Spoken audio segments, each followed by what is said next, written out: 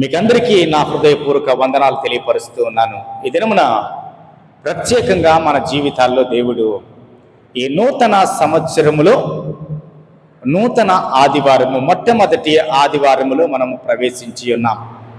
అందును బట్టి దేవాది దేవునికి వందనాలు తెలియపరుద్దాం. ఎందుకంటే ఈ దినాన్ని చాలామంది చూడలేకపోయారు. ఆయనైతే తన కృప ద్వారా మనకిట్టి అవకాశాన్ని ఇచ్చాడు. మనకంటే బలవంతులు, మనకంటే జ్ఞానులు, మనకంటే చక్కగా ఉన్నవారు, మంచి హోదాలో ఉన్నవారు ఈ దినాన్ని వారు చూడలేకపోయారు. అయితే ఆయన కృపను బట్టి 2025వ సంవత్సరము మొదటి ఆదివారమున దేవుని సన్నిధిలో మనం కూర్చున్నామంటే అది దేవుడు మనకిచ్చినటువంటి ఉచితమైన కృపే, అంతేగాని ఇంకొకటి కాదు. అయితే దేవుడు ఈ దినాన్ని మనకిచ్చాడు కాబట్టి ఆయన సన్నిధిలో మనము గడుపుతూ ఉన్నాం.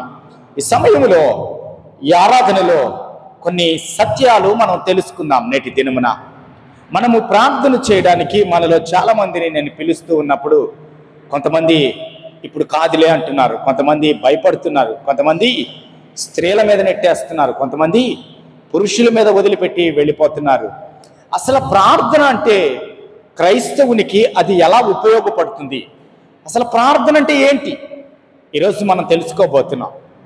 ఈ దినమున మన అంశము కూడా, ధ్యానాంశము కూడా ప్రార్థనే.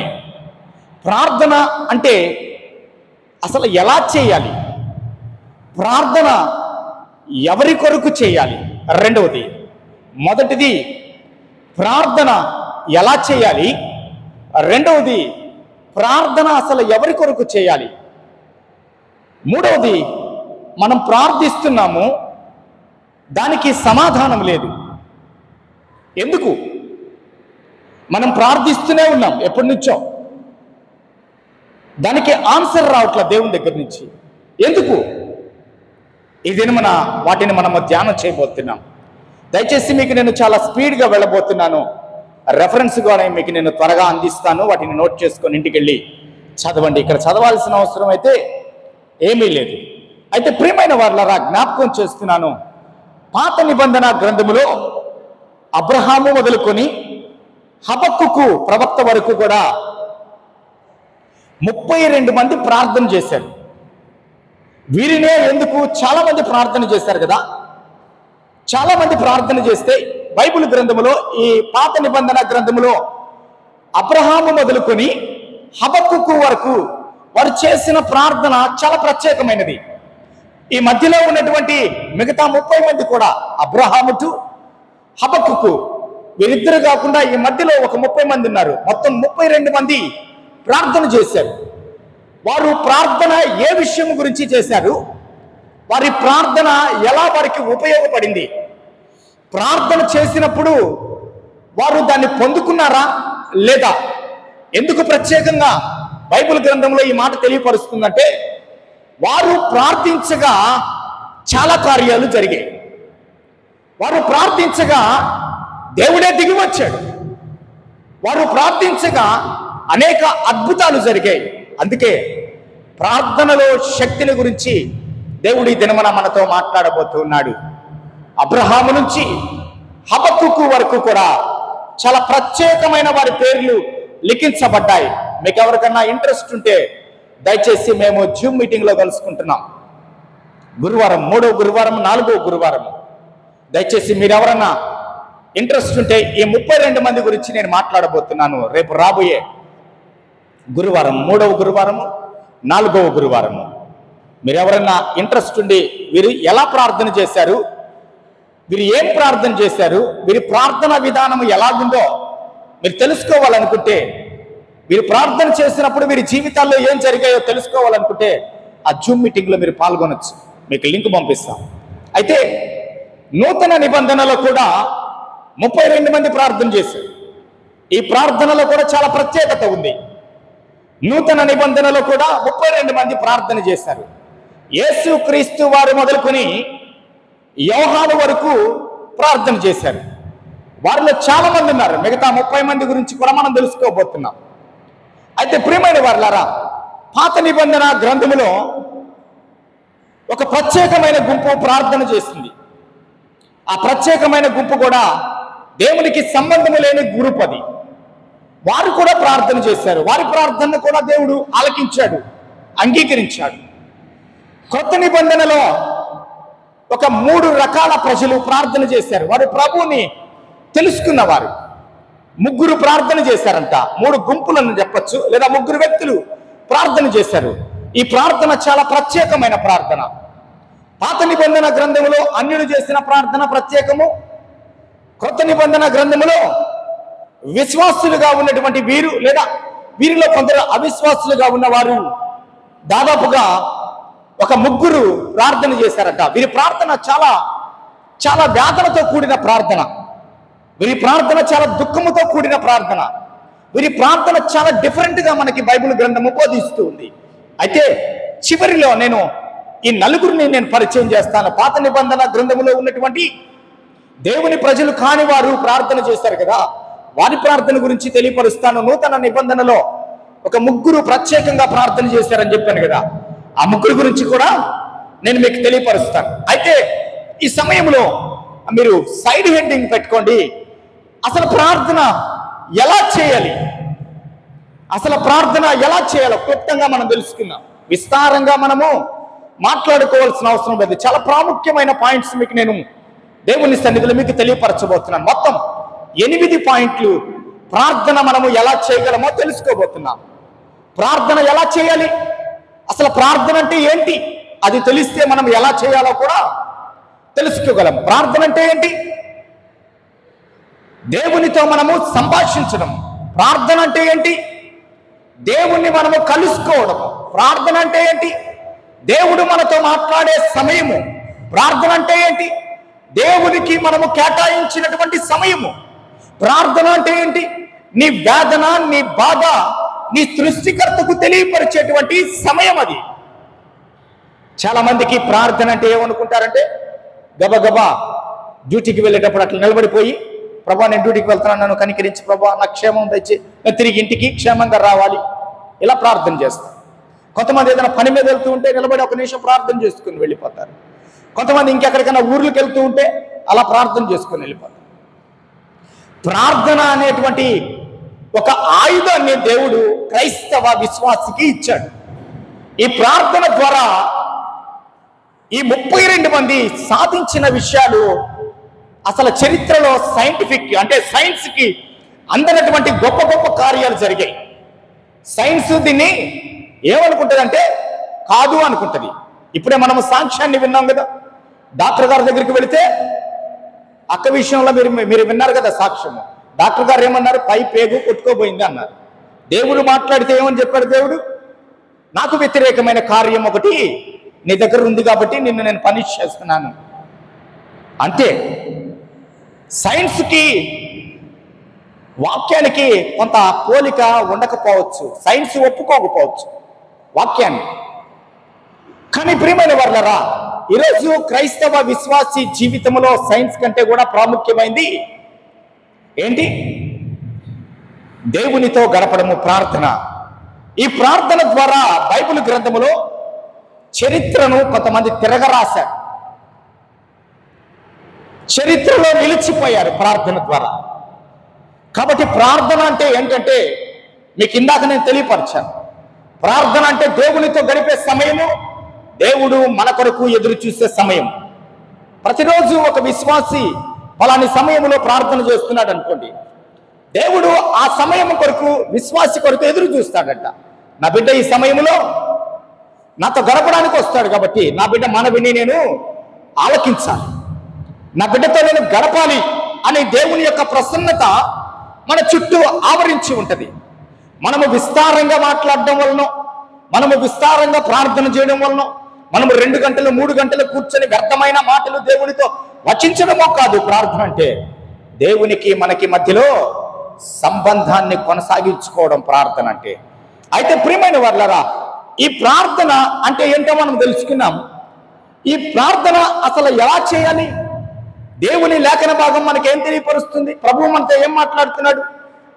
మొదటి విషయము, విసుగక నిత్యము ప్రార్థన చేయాలంట. విసుగక. ఈరోజు చేశాను కదా, పర్వాలేదులే, రేపు చేయకపోయినా పర్వాలేదులే, నిన్న చేశాను కదా ఈరోజు చేయకపోయినా పర్వాలేదని మనం అనుకుంటూ ఉంటాం. విసుగక నిత్యము ప్రార్థన చేయాలంట. లూకా సువార్త 18:1 ఆ మాట వ్రాయబడి ఉన్నది. ఇంటికి వెళ్ళి చూడండి దయచేసి, మీరు నోట్ చేసుకోండి, ఎవరు రెఫరెన్స్ అందించద్దు. రెండవది, ఎడతెగక ప్రార్థన చేయాలంట. ఎడతెగక. నీ ప్రార్థన ఎలా ఉండాలి? ఎడతెగక దేవునితో మాట్లాడుతూనే ఉండాలి. సమయము తెలియదు నీకు, అప్పుడు దేవునితో మాట్లాడుతూనే ఉండాలి. ఎడతెగక ప్రార్థన చేయాలంట. 1 దెస్సలోనికైలకు రాసిన పత్రిక 5వ అధ్యాయము 15-16 వచనాల్లో ఎడతెగక ప్రార్థన చేశారంట వారు. ఎడతెగక ప్రార్థన చేయాలంట. మూడవది, కృతజ్ఞతాపూర్వకంగా ప్రార్థన చేయాలంట. ఏం చేయాలి? కృతజ్ఞతాపూర్వకంగా ప్రార్థన చేయాలి. ఫిలిప్పీ పత్రిక 1:6 ఈ మాట ఉంది. ఫిలిప్పీ పత్రిక 1:6 కృతజ్ఞతాపూర్వకంగా. ఎగ్జాంపుల్ చెప్తాను. గత సంవత్సరంలో దేవుడు మనల్ని అనేక శోధనల నుంచి తప్పించాడు. ప్రతి కుటుంబానికి ఇబ్బందులు కలిగి ఉంటాయి. అవి ఏవి ఇబ్బందులైనా కానీ ప్రతి కుటుంబంకి శోధన కలిగి ఉంటుంది. ఎలాంటి శోధన అన్నా కానీ, అనారోగ్యము కావచ్చు, ఆర్థిక ఇబ్బందులు కావచ్చు, కుటుంబ విభేదాలు కావచ్చు. అయితే దేవుడు వాటిని తప్పించాడు. దేవుడు మనకి 2025వ సంవత్సరాన్ని మన జీవితంలో పెట్టాడు. దానికి ముందు మనం 2025వ సంవత్సరంలో మనం ప్రవేశించడానికి ముందు ఒక వాగ్దానముతో దేవుడు మాట్లాడాడు. 31వ తేదీ మీరు తీసుకున్నారు కదా, 1వ తేదీ కూడా మీరు తీసుకున్నారు కదా, కొంతమంది మిస్ అయిన వారు. మీకు ఒక వాగ్దానం ఇచ్చాడు దేవుడు. ఆ వాగ్దానం ఏంటంటే, నీ జీవితములలో నేను దీన్ని నిర్వర్తించబోతున్నాను, దీన్ని నేను మీ జీవితములలో దీన్ని నేను సాధ్యము చేయబోతున్నాను. కాబట్టి ఇప్పుడు నువ్వేం చేయాలి? వాగ్దానం తీసి జేబులో పెట్టుకొని ప్రతిరోజు చదువుకొని బైబిల్లో పెట్టేసి, లేదా ఎక్కడొక్కడ మూలలో పెట్టేసి వెళ్ళిపోవాలా? నా జీవితంలో ఇది చేస్తానన్నావు ప్రభా, ఈ సంవత్సరం ఈ వాగ్దానము నా జీవితంలో నెరవేరాలి. తప్పకుండా నెరవేరుతుంది. మన జీవితాన్ని, మన బిడ్డల జీవితాన్ని, మన కుటుంబంలో ఎంతమంది ఉన్నామో ఆ వాగ్దానాలన్నీ అక్కడ పెట్టుకొని, మన పర్సనల్ ప్రేయర్ కాకుండా ఫ్యామిలీ ప్రేయర్ కూర్చొని ప్రతి కుటుంబము కూడా ఈ దినము నుంచి మొదలుకొని కుటుంబముతో దేవుణ్ణి ఆరాధించడం మొదలు పెట్టండి. మీ వ్యక్తిగత జీవితాన్ని దేవునితో గడపండి. అది మీ పర్సనల్, అది దేవునితో గడిపేది. కుటుంబం పరంగా ఉదయకాలమునే 5 గంటలకు లేస్తారో, 6 గంటలకు లేస్తారో, ఎన్ని గంటలకు లేస్తారో తెలియదు. కుటుంబం అంతా కూర్చొని ప్రార్థన చేసుకొని మీ పనుల మీద వెళ్ళిపోండి. లేదా ఉదయకాలమున మీకు కుదరలేదా, సాయంత్రం వేళ బిడ్డలందరినీ మధ్యలో కూర్చోబెట్టుకొని 2 పాటలు పాడండి, 1 అధ్యాయం బైబిల్ గ్రంథంలో వచ్చి చదువుకోండి, ప్రార్థన చేసుకోండి.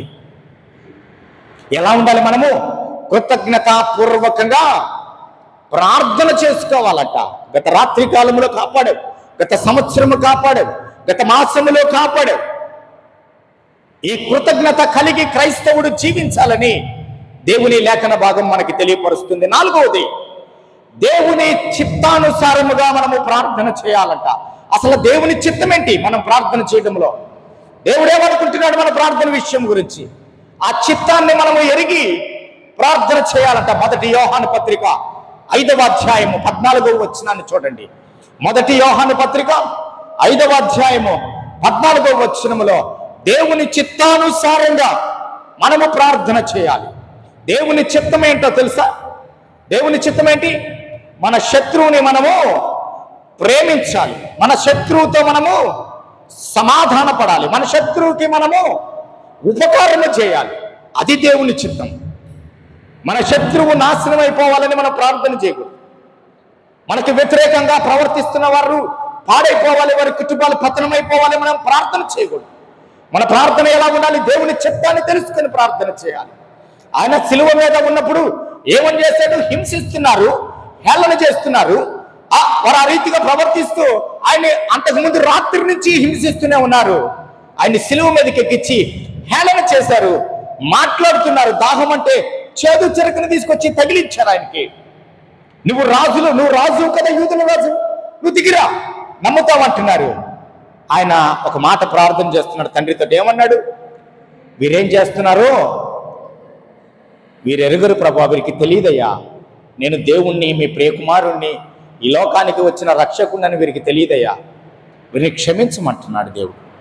ఇలాంటి ప్రార్థన దేవుని చిత్తానుసారమైన ప్రార్థన, ఇలాంటి ప్రార్థన దేవునికి ఇష్టమైన ప్రార్థన. 6వది చూద్దాం, 5వది చూద్దాం. సిద్ధపరచుకున్న ప్రార్థనతో మనము కనిపెట్టి ఉండాలి. సిద్ధపరచుకున్న ప్రార్థనతో మనము కనిపెట్టి ఉండి ప్రార్థన చేయాలంట. కీర్తనలు ఇప్పుడు మనం చదువుకున్నాం కదా, 5వ కీర్తన 3వ వచనంలో ఆ మాట వ్రాయబడి ఉన్నది. మనం ఈ దినమున ఎవరి కొరకు ప్రార్థన చేయాలో, ఏ వ్యాధిగ్రస్తుల కొరకు మనము ప్రార్థన చేయాలో, ఏ మిషనరీల కొరకు మనము ప్రార్థన చేయాలో, ఏ రక్షణ లేని ప్రజల కొరకు మనము ప్రార్థన చేయాలో వాటిని మనము సిద్ధపరచుకోవాలి.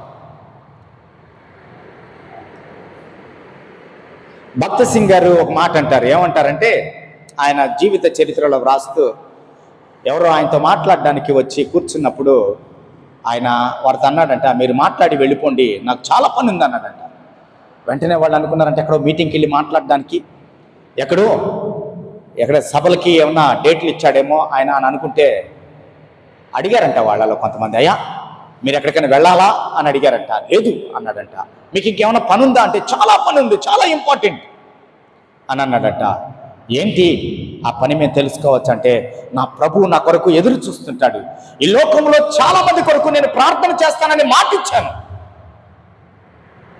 కుటుంబాలు విచ్ఛిన్నమైన అయిపోయిన వారి కొరకు నేను ప్రార్థన చేస్తానని మాట ఇచ్చాను, చాలా మంది సమస్యలు నాకు తెలియపరిచారు, వారికి ఒక మాట ఇచ్చాను, నా దేవునికి నేను మొరపెడతాను మీ తరఫున అని నేను మాట ఇచ్చాను. కాబట్టి మీతో మాట్లాడుతా కూర్చున్నానంటే నా దేవునితో గడిపే సమయం తగ్గిపోతుంది. కాబట్టి నా దేవునితో నేను గడపాలి, అది సిద్ధపరుచుకున్నాడంట ఆయన. మనం కూడా దేవుని దగ్గర గడిపేటప్పుడు సంఘ పరిచర్య నిమిత్తము ప్రార్థన చేయాలి, సంఘములో ఉన్న సమస్యల కొరకు ప్రార్థన చేయాలి, సమస్యలు సృష్టిస్తున్న వారి కొరకు మనం ప్రార్థన చేయాలి, సమస్యల్లో కొట్టుకొని పోతున్న వారి కొరకు మనం ప్రార్థన చేయాలి, ఆరాధనకి రాని వారి కొరకు మనం ప్రార్థన చేయాలి. వస్తే ఎంత, వాడు రాకపోతే ఎంత, వాడు వచ్చిన కాడి నుంచి సంఘములో వ్యతిరేకత, వాడు వచ్చిన కాడి నుంచి సంఘములో కాని మాటలు, ఇలా మనం ప్రార్థన చేయకూడదంట. ఒక ప్రార్థన మనం సిద్ధపరచుకోవాలంట. సంఘానికి వ్యతిరేకంగా మాట్లాడేవారిని, ఎవరండి సంఘములో కూర్చున్న వాడు వ్యతిరేకంగా మాట్లాడుతున్నా, సంఘానికి బయట వెలుపల ఉండి దేవుణ్ణి తెలియకుండా వాడు వచ్చి మాట్లాడుతున్నా కానీ మనం ఏం చేయాలి, వాని కొరకు సిద్ధపరచుకోవాలా. ఈ రోజు నా ప్రార్థన దేవుడు ఆలకిస్తాడు, నెక్స్ట్ ఆదివారం వాడు సంఘానికి నోరు మూసుకొని బైబిల్ సంకలో పెట్టుకొని వచ్చి కూర్చుంటాడు, ఆరాధన విని వెళ్ళిపోతాడు. అంతే. నువ్వు ఆ విశ్వాసముతో ప్రార్థన చేయాలి. ఎలాంటి ప్రార్థన చేయాలి? సిద్ధపరచుకున్న ప్రార్థన చేయాలంట. మనమేం సిద్ధపరచుకుంటాం ప్రార్థనలో? మా పిల్లల కొరకు, మా పిల్ల కొరకు, నా భర్త కొరకు, నా భార్య కొరకు, మా అమ్మ నాన్న కొరకు, మా అత్తల కొరకు కూడా వద్దు, మళ్ళీ మా అత్తగారి కొరకు చేయబల్లా. ఎంత కాడికి మన ప్రార్థన ఎలా ఉంటుంది? మన ప్రార్థన మన వరకే ఉంటుంది. అది దేవుడు వినడంట. దాని వ్యర్థమైన ప్రార్థన. మీ టైం వేస్ట్ చేసుకోబాకండి. ఒకవేళ ఇప్పటి వరకు మీరు అలాంటి ప్రార్థన చేస్తూ ఉంటే మీ టైం వేస్ట్ చేసుకోబాకండి. మీరు ఎవరి కొరకు ప్రార్థన చేయాలి? నశించిపోతున్న ఈ లోకం కొరకు ప్రార్థన చేయాలి. మీ ప్రార్థన ఎలా ఉండాలి? సిద్ధపరచుకున్న ప్రార్థనగా ఉండాలి. ఎస్, మా స్త్రీల సమాజంలో స్త్రీలు కూడుకోవట్లేదు ప్రభువా, జ్ఞాపకం చేసుకోయ్యా, వారితో మాట్లాడు ప్రభువా, వారు ఏ బంధకాల్లో ఉన్నారో తండ్రి, సంఘములో విశ్వాసులు రావట్లేదు ప్రభా, వారు ఏ బంధకాల్లో ఉన్నారో ప్రభా, వారి కొరకు మీ దగ్గర కూర్చున్నానయ్యా. నీ బిడ్డ సంగతి దేవుడు చూసుకుంటాడు. నువ్వు పాడైపోతున్న సంఘము కొరకు, పతనమైపోతున్న ఈ లోకము కొరకు, దేవునికి వ్యతిరేకంగా మారిపోతున్న అనేకుల కొరకు నువ్వు ప్రార్థన చేసే స్థితిలో కూర్చుంటే మీ అత్త మామల్ని, మీ తల్లిదండ్రులను, నీ భార్యను, నీ భర్తను, నీ బిడ్డల్ని, వాళ్ళ సంగతి దేవుడు చూసుకుంటాడు. ఎంతమంది ఉన్నారండి ఈరోజు హాస్పిటల్లో? ఎలాంటి వ్యాధులతో ఉన్నారండి? కాళ్ళు తీసేసి, చేతులు తీసేసి, తల పగిలిపోయి, బ్రెయిన్ డెడ్ అయిపోయి, ఘోరమైన స్థితిలో కిడ్నీలు 2 చెడిపోయి, లివర్ పాడైపోయి, పేగుల్లో ఇన్ఫెక్షన్స్ వచ్చి రకరకాల వ్యాధులు, క్యాన్సర్స్, అనేక మంది క్యాన్సర్తో మరణిస్తున్నారు నేటి దినాల్లో. అనేక మంది వ్యాధులతో మొత్తపడుతున్నారు. వారికంటే నువ్వు శ్రేష్ఠుడవు కాదా? ఈ దినమున దేవుడు నీకెందుకు ఇచ్చాడు అవకాశం? వారి కొరకు ప్రార్థన చేయి. వారి కొరకు ప్రార్థన చేయి. ఆ ప్రార్థన దేవుని చిత్తానుసారమైనది. ఆ ప్రార్థన సిద్ధపరుచుకున్న ప్రార్థన. ఆ ప్రార్థనకి జవాబు దేవుడు ఇస్తాడు. నీ గురించి నువ్వేం అవసరం లేదు, అడగాల్సిన అవసరం లేదు. నువ్వు అడగాల్సినవి దేవుని సన్నిధిలో అడిగితే నీకేం కావాలో దేవునికి తెలుసు కదా. నీ బిడ్డల ఎడ్యుకేషన్ విషయంలో కానీ, నీ ఆర్థిక ఇబ్బందుల విషయంలో కానీ, నీకు ఇంకేమైనా సమస్యలు ఉంటాయి, ఆరోగ్య సమస్యలు ఏమన్నా ఉంటే వాటిని దేవుడు చూసుకుంటాడు. సిద్ధపరచుకోవాల ప్రార్థనని. నేను వీరి కొరకు ప్రార్థన చేయాలి, ఈ సమస్య కొరకు ప్రార్థన చేయాలి. సిద్ధపరచుకున్న ప్రార్థన. కీర్తనలు 5:3 ఆ మాట వ్రాయబడి ఉన్నది. 6వది, మనఃపూర్వకముగా మనస్ఫూర్తిగా ప్రార్థన చేయాలంట. ఇప్పుడు చెప్పాం కదా, మనకి పడని వ్యక్తి గురించి మనం ప్రార్థన చేస్తున్నాం. మా పాస్టర్ గారు చెప్పాడు కాబట్టి వాడి గురించి ఒక మాట అడిగేస్తే పోద్దులే, లేదా ఆమె గురించి ఒక మాట అడిగేస్తే పోద్దులే. మనస్ఫూర్తిగా ప్రార్థన చేయాలంట, వేదనతో ప్రార్థన చేయాలంట. అవును ప్రభా, ఈ సహోదరి సంఘములో ఎప్పుడు వ్యతిరేకంగానే మాట్లాడుతుందయ్యా, ఈ సహోదరి లోపలట్లేదు వాక్యానికి. ఏదైనా ఆమెకి చెప్పడానికి మేము వెళ్తే భయపడిపోతున్నాం ఆ మాటలకి. దేవునికి అప్పగిచ్చి, అయ్యా ఆ సహోదరిలో ఉన్నటువంటి రాతి హృదయాన్ని తీసివేసి మాంసపు హృదయాన్ని దయచే ప్రభా అని మనస్ఫూర్తిగా ఆమె రక్షణలోకి రావాలని ప్రార్థన చేయాలి. ఎవరి కొరకు మనం ప్రార్థన చేసినా ఈ రీతిగా ప్రార్థన చేయాలి. మా పాస్టర్ గారు చెప్పారు, హాస్పిటల్లో చాలా మంది ఉన్నారు, కిడ్నీ వ్యాధిగ్రస్తులందరి కొరకు ప్రార్థన చేస్తున్నాను కాబట్టి ప్రభా వాళ్ళందరినీ దర్శించు ప్రభా అంటే, ప్రభుకి ఇంకేం పనిలే, నువ్వు చెప్పంగానే హాస్పిటల్ అన్ని ఎత్తుక్కుంటా వెళ్ళి ఎక్కడెక్కడ కిడ్నీ వ్యాధిగ్రస్తులు ఉన్నారో వాళ్ళ కాడికి వెళ్ళి స్వస్థ. నువ్వు మనస్ఫూర్తిగా ప్రార్థన చేయాలా. నేను నమ్ముతున్నానయ్యా, 12 సంవత్సరాల నుంచి రక్తస్రావ రోగము కలిగినటువంటి ఆమె మీ వెంబడి వచ్చి మిమ్మల్ని తాకడానికి కూడా ఆమె భయపడుతూ మీ వస్త్రపు చెంగు ముట్టుకోగానే ఆమె రక్తధారలు కట్టబడ్డాయని దేవుని లేఖన భాగం తెలియపరుస్తుంది.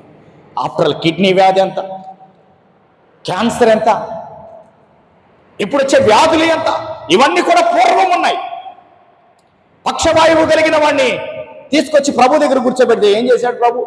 ముట్టగానే ఆ పరుపు ఎత్తుకొని వెళ్ళిపోయాడు.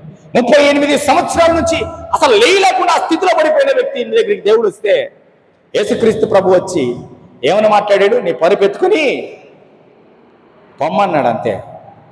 సైన్స్ ఇది అర్థం చేసుకుంటుందా?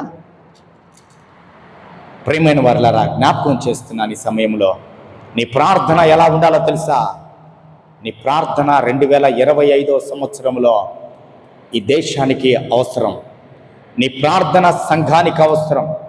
నీ ప్రార్థన నశించిపోతున్న అనేక మందికి అవసరము. నీ ప్రార్థనలో ఎలాంటి సిద్ధపాటు కావాలి? అసలు ప్రార్థన చేయడమే తెలియదు మనకి. ఎలా చేయాలో నేర్చుకుంటున్నాం మనం ఇప్పుడు. ఎంత షేమ్ అండి ఇది! ప్రార్థన ఎలా చేయాలో ఇప్పుడు నేర్చుకుంటున్నాం మనం ఎన్ని సంవత్సరాల నుంచి ప్రభువుని రక్షణలోకి వచ్చాం? మనం ఎన్ని సంవత్సరాలు ప్రభుతో అనుబంధము కలిగి జీవిస్తూ ఉన్నాం. ప్రార్థన చేయమంటే సిగ్గు, ప్రార్థన చేయమంటే పారిపోతాం, ప్రార్థన చేయమంటే వెళ్ళిపోతాం. యవన బిడ్డలు ఆ రీతిగా ఉంటే ఒకవేళ మనము ఏదో సిగ్గుపడుతున్నారని అనుకోవచ్చు. పెద్దవారు ఆ రీతిగా వెళ్ళకండి. దేవుడు మనల్ని ప్రేమించి ఇచ్చిన అవకాశం అని భావించండి. అనేక మంది ఈ వారం నాకు ప్రభా పాస్టర్ గారు నన్ను వాడుకుంటాడేమో, ఈ ఆదివారం నా ప్రార్థనకి వాడుకుంటాడేమో, వాక్యపట్నానికి వాడుకుంటాడేమో, బైబిల్ రీడింగ్కి వాడుకుంటాడేమో, ఇంకేదైనా బళ్ళకి వాడుకుంటాడేమో, కానుకల నిమిత్తం వాడుకుంటాడేమో. ప్రభువా మీ సన్నిధిలో నేను ఉపయోగపడాలయ్యా అని ప్రార్థన చేసుకొని రండి. నాకు ప్రేరేపణ వస్తేనే ఎవరినన్నా ఇక్కడికి పిలుస్తాను. ప్రేరేపణ రాకపోతే నేను ఆషామాషిగా ఎవరిని పిలవను. పిలవాల్సిన అవసరం కూడా నాకు లేదు. దేవుడు ప్రేరేపణ ఇస్తేనే వారిని నేను పిలుస్తాను, బల్లెవ్వండి అని. దేవుని ప్రేరేపణ వస్తేనే కానుకలు పట్టమని పిలుస్తాను. దేవుని ప్రేరేపణ వస్తేనే స్తుతి ప్రార్థన, విజ్ఞాపన ప్రార్థన ఇస్తాను. దేవుని ప్రేరేపణ ఉంటేనే బైబిల్ రీడింగ్ ఇస్తాను. అంతేగాని ఈ వారం వీళ్ళకి ఇచ్చాను, వచ్చే వారం వాళ్ళకి ఇవ్వాలి, అవతల వారం వారికి ఇవ్వాలి అలా నేను అనుకోను. ఎందుకనంటే దేవుడు ఆత్మ ద్వారా ఫలాని వ్యక్తి అని చూపించిన తర్వాత ఇస్తాం. అంతేగాని మా వ్యక్తిగతంగా అయితే ఇవ్వడానికి నాకు అవకాశం లేదు. ప్రియమైన వారలారా, 6వది మనస్ఫూర్తిగా మనం ప్రార్థన చేయాలంట. యాకోబు పత్రిక 5:16లో వ్రాయబడింది మాట. మన ప్రార్థన మనస్ఫూర్తిగా ప్రార్థన చేయాలంట. 7వది మన ప్రార్థన ఎలా ఉండాలి, ఎలా ప్రార్థన చేయాలంటే 7వది సందేహింపక. మన ప్రార్థనలో సందేహం ఉండకూడదు. సందేహింపక విశ్వాసముతో ప్రార్థన చేయాలంట. ఏంటి? నువ్వు ప్రార్థన చేస్తున్నంత బయటకు వచ్చిన తర్వాత దేవుణ్ణి అడిగింది నువ్వు విడిచిపెట్టేయాలి. నీలో సందేహం ఉండకూడదు. ఇది నా జీవితంలో జరుగుద్దా?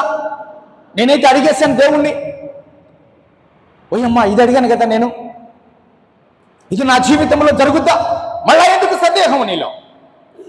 సందేహము లేని ప్రార్థన, సందేహము లేని ప్రార్థన, విశ్వాసముతో కూడిన ప్రార్థన దేవునికి కావాల్సింది. అదే దేవునికి మనం అప్పగించాం. ఈరోజు ఈ సమస్య గురించి, నీ సమస్య ఏంటో ఒకసారి పేపర్ మీద రాయి. అవన్నీ కూడా విశ్వాసముతో, సందేహము లేకుండా, ప్రభా ఈ సమస్యలని మీకు అప్పగిస్తున్నానయ్యా, ఈ రోజుతోటి ఈ సమస్యలని మీవే, ఇంకా బయటకు వచ్చేసి ఫ్రీ అయిపో, పేపర్ చించేసి పడే బుట్టలో. ఈ సమస్యలు మీకు అప్పగించేశాను ప్రభా, మీరు చూసుకుంటారు. నేను ఇంక ఈ సమస్యల గురించి ఎప్పుడు ఆలోచించను, ఈ సమస్యల గురించి ఎప్పుడు బాధపడను, ఈ సమస్యల గురించి నేను ఇంకేం ఆలోచించను. నువ్వు ప్రార్థన చేస్తున్నావు, మరలా అవే సమస్యల గురించి వేదన పడుతున్నావు. నువ్వు ప్రార్థన చేస్తున్నావు, అవే సమస్యలు మళ్ళా నీ ముందుకు వచ్చి నిలబడుతున్నాయి. అంటే నీలో సందేహం ఉంది. సందేహము లేని ప్రార్థన మనము విశ్వాసముతో చేయాలంట. యాకోబు పత్రిక 1:6 ఈ మాట వ్రాయబడి ఉన్నది. మత్తయి సువార్త 21:22 కూడా యేసుక్రీస్తు ప్రభు వారి మాట చెప్పారు. మత్తయి సువార్త 21వ అధ్యాయము 21-22 వచనాలు చూడండి. యాకోబు పత్రిక 1వ అధ్యాయము 6వ వచనంలో కూడా ఈ మాట వ్రాయబడి ఉన్నది. చివరిగా 8వ మాటను మనము తెలుసుకోబోతూ ఉన్నాం. ఆత్మ వలన ప్రార్థన చేయాలంట. 8వది ఏంది? ఎఫెసీ పత్రిక 6:18 ఈ మాట రాయబడింది. ఆత్మతో, ఆత్మ పూర్ణులుగా, ఆత్మను కలిగిన వారముగా, ఆత్మ వలన మాత్రమే మనం ప్రార్థన చేయాలి. ఎఫెసీ 6:18, రోమా 8:26 కూడా ఈ మాట వ్రాయబడి ఉన్నది. మనం ఎలా ఉండాలి? మనం ఎలాంటి ప్రార్థన చేయాలి? ఆత్మ పొందుకున్న ప్రార్థన చేయాలంట. పరిశుద్ధాత్మను కలిగి ప్రార్థన చేయాలి. పరిశుద్ధాత్మ గురించి మనం తెలుసుకోవాలంటే చాలా సమయం పడుతుంది వర్తమానానికి. దేవుని పరిశుద్ధాత్మను మనము పొందుకోవాలి.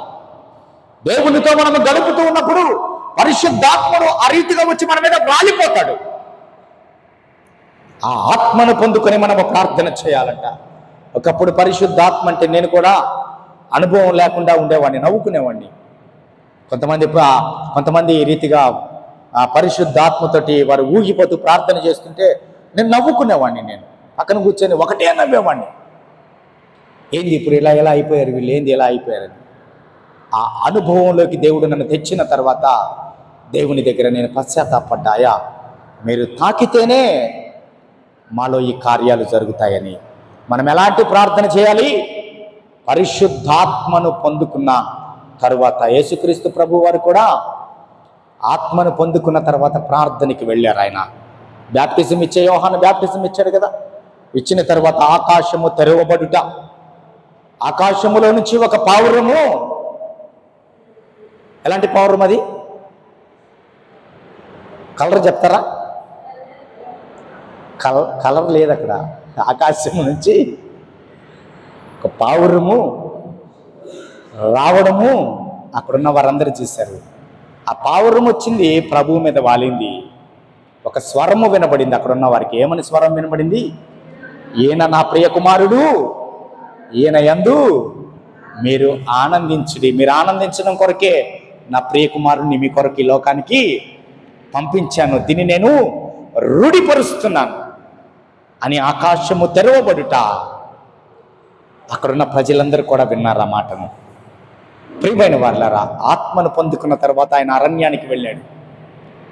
ఆయన 40 దినాలు ఉపవాసం ఉండి ప్రార్థన చేశాడు. ప్రభు 40 దినాలు ఉపవాసముతో ప్రార్థన చేసి అపవాది మీద విజయము దయచేసిన తర్వాత, అపవాది మీద విజయము, ఈ లోకం మీద విజయము కలిగిన తర్వాత పరిచర్యలోకి వెళ్ళాడు ప్రభు. 40 దినాల ప్రార్థన మన జీవితానికి చాలా ఆశీర్వాదకరం. ఒక ఉన్నతమైన స్థితిలోకి మనల్ని అది నడిపిస్తుంది. ఆత్మను పొందుకోవడానికి అది మనల్ని నడిపిస్తుంది. అయితే ఈ సమయంలో ప్రార్థన ఎలా చేయాలో తెలుసుకున్నాం కదా. ఇప్పుడు మనము ఎవరి కొరకు అసలు ప్రార్థన చేయాలి, లేదా ఎవరెవరి కొరకు ప్రార్థన చేయాలి? మనం రెండవ పాయింట్, ఎవరి కొరకు మనం ప్రార్థన చేయాలి? ఎవరి కొరకు ప్రార్థన చేయాలి? మొట్టమొదటి పాయింట్, ఇందులో కూడా మనము దాదాపుగా 8 వచనాలు చూద్దాం, 8 పాయింట్స్ చూద్దాం. ఎవరి కొరకు మనం ప్రార్థన చేయాలని లేఖన భాగం తెలియపరుస్తుంది మనకి. ఫస్ట్ పాయింట్ రాసుకోండి, అందులో ఎవరి కొరకు వారే ప్రార్థన చేయాలంట. ఫస్ట్ ఏంటి? నిన్ను ఆత్మతో నింపమని దేవుణ్ణి నీ కొరకు నువ్వు ప్రార్థన చేయాలి. నా కొరకు మా నాన్న ప్రార్థన చేస్తాడు, మా అమ్మ ప్రార్థన చేస్తుంది, నా భర్త చేస్తాడు, నా భార్య చేస్తాడు, మా బిడ్డలు చేస్తారు మా కొరకు ప్రార్థన. ఎవరి కొరకు వారే ప్రార్థన చేయాలట. ఆదికాండము 24:12 రెఫరెన్స్ చూడండి ఇంటికెళ్ళి. లూకా సువార్త 23:42 ఎవరి కొరకు వారు మాత్రమే ప్రార్థన చేయాలట. రెండవది, ఇప్పుడు ఎవరి కొరకు వారు ప్రార్థన చేసుకున్నారు కదా, ఎవరి కొరకు వారు దేవుని దగ్గర విజ్ఞాపన చేసుకున్నారు కదా, ఏం చేయాలి విజ్ఞాపన? అయ్యా, ఈ దినమంతా కూడా మీకు వ్యతిరేకమైన మాటలు నేనేమన్నా మాట్లాడానేమో, మీకు వ్యతిరేకమైన తలంపులు ఏమన్నా తలంచానేమో, మీకు వ్యతిరేకమైనటువంటి ఆలోచనలు నా హృదయంలో ఏమన్నా ఉన్నాయేమో, మీకు వ్యతిరేకమైనటువంటి స్థలాల్లోకి నేను నడిచి వెళ్ళానేమో, మీకు వ్యతిరేకమైనటువంటి పనులు నా చేతులతో చేశానేమో, మీకు వ్యతిరేకమైనటువంటి మీ ఉద్దేశానికి వ్యతిరేకమైనటువంటి చూపులు నేను చూశానేమో, మీకు వ్యతిరేకమైన మాటలు నా చెవులతో నేను విన్నానేమో, దయచేసి నన్ను మన్నించయ్యా. ఇప్పుడు ఎవరి కొరకు వారు ప్రార్థన చేసుకోవాలి కదా, ఈ రీతిగా ప్రార్థన చేసుకోవాలి. ఇప్పుడు రెండో పాయింట్ ఏంటంటే, ఒకని కొరకు ఒకడు ప్రార్థన చేసుకోవాలట. ఫస్ట్ నిన్ను నువ్వు సరి చేసుకున్న తర్వాత ఇంకొకటి కొరకు ప్రార్థన చేయాలి. ఇప్పుడు ఏం చేయాలి? మనల్ని సరి చేసుకున్న తర్వాత ఇంకొకరి కొరకు ప్రార్థన చేయాలి. అంటే ఒకని కొరకు ఒకను ప్రార్థన చేసుకునే వాళ్ళని రోమాపత్రిక 1వ అధ్యాయం 9వ వచనంలో మాట ఉంది. యాకోబు పత్రికలో కూడా ఈ మాట రాయబడింది. 5వ అధ్యాయము 16వ వచనంలో యాకోబు పత్రికలో కూడా ఈ మాట రాయబడి ఉన్నది. మొదట ఎవరి కొరకు వారు ప్రార్థన చేసుకొని, రెండవది ఏం చేయాలంటే ఒకని కొరకు ఒకడు ప్రార్థన చేసుకోవాలి. ఈ ఆదివారం నా సహోదరుడు ఆరాధనకు వచ్చాడు. ప్రభా, ఈ సహోదరుడు ఈ రీతిగానే ఆరాధనకి రావాలయ్యా, ఈ రీతిగానే పాడాలయ్యా, ఈ రీతిగానే మీ సన్నిధిలో వాడబడాలి దేవా. ఈ సహోదరుడు దేవా విశ్వాసంలో నుంచి ఒకవేళ వచ్చే ఆదివారానికి పడిపోతాడేమో, అలా పడడానికి వీల్లేదయ్యా. మీ కృప అడ్డుగా ఉంచండి దేవా. వచ్చే ఆదివారం కూడా ఈ కుటుంబాన్ని, ఈ సహోదరుడిని నేను ఆరాధనలో చూడాలి ప్రభా. ఈ సహోదరి కొరకు ప్రార్థన చేస్తున్నాను ప్రభా. ఈమె కూడా ఆరాధనలో ఈమె కుటుంబంతో పాటు మీ సన్నిధిలో కనబడాలి ప్రభా. ఈమె పడిపోకూడదయ్యా. ఒకరిని కొరకొకరు, ఒక కుటుంబము కొరకు మరి ఒక కుటుంబము, క్రైస్తవ విశ్వాసులుగా మనము ప్రార్థనలో చేయాలి. అంతేగాని ఒకరు సాక్ష్యం చెప్తూ ఉంటే వారి జీవితంలో జరిగినట్టే, ఆమె జీవితంలో జరిగింది చెప్తా ఉంటుందిలే ఆమె. ఎవరన్నా పాడదామని ముందుకు వస్తే వాళ్ళేమో అంత పెద్ద పాడరులే, వాళ్ళు పాడాల్సిన అవసరం ఏం అవసరం లే వాళ్ళకి. ఎవరైనా వాక్యం చదువుతారంటే ఆమె కంటే నేను గట్టిగా చదువుతానులే. నేను దేవుని వాక్యం ఏమని బోధిస్తుంది మనకి? ఒకడినొకడు యోగ్యుడుగా, నాకంటే కూడా ఇతను చక్కగా పాడగలడు, నాకంటే కూడా ఇతను చక్కగా దేవుని సన్నిధిలో ఆరాధించగలడు, నాకంటే కూడా ఇతను చక్కగా దేవుని సన్నిధిలో ప్రార్థన చేయగలడు, భావించాలంట అలాగా దేవుని వాక్యం. నాకంటే యోగ్యుడు, ప్రక్కవారిని మనకంటే యోగ్యులుగా మనం ఎంచాలంట. రెండవ మాట ఏంది? ఒకని కొరకొకరు ప్రార్థించాలంట. మూడవది చాలా పెద్ద ప్రార్థన ఉంది. ఇప్పుడు ఏంటి?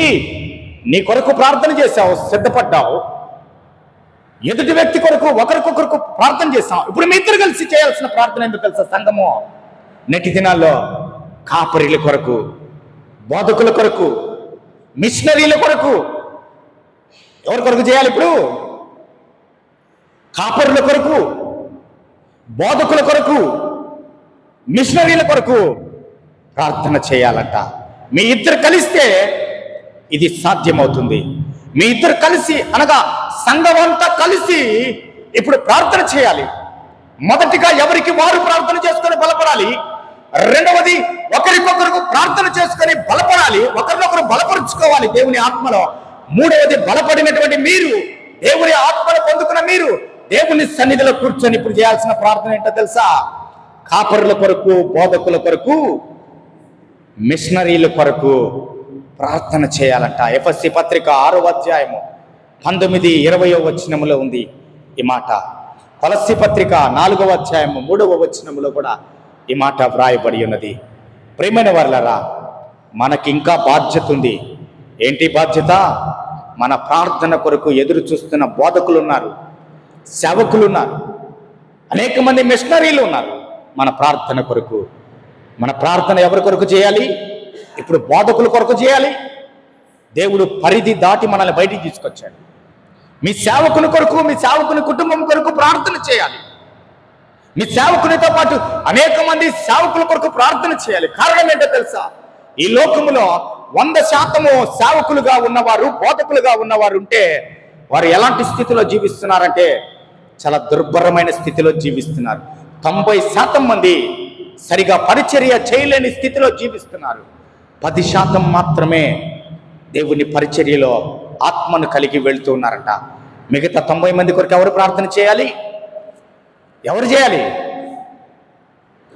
సంఘము చేయాలి. ఎవరు చేయాలి? ఇప్పుడు నేను చేయాలి అని తీర్మానము 2025 సంవత్సరంలో మనం తీసుకోవాలి.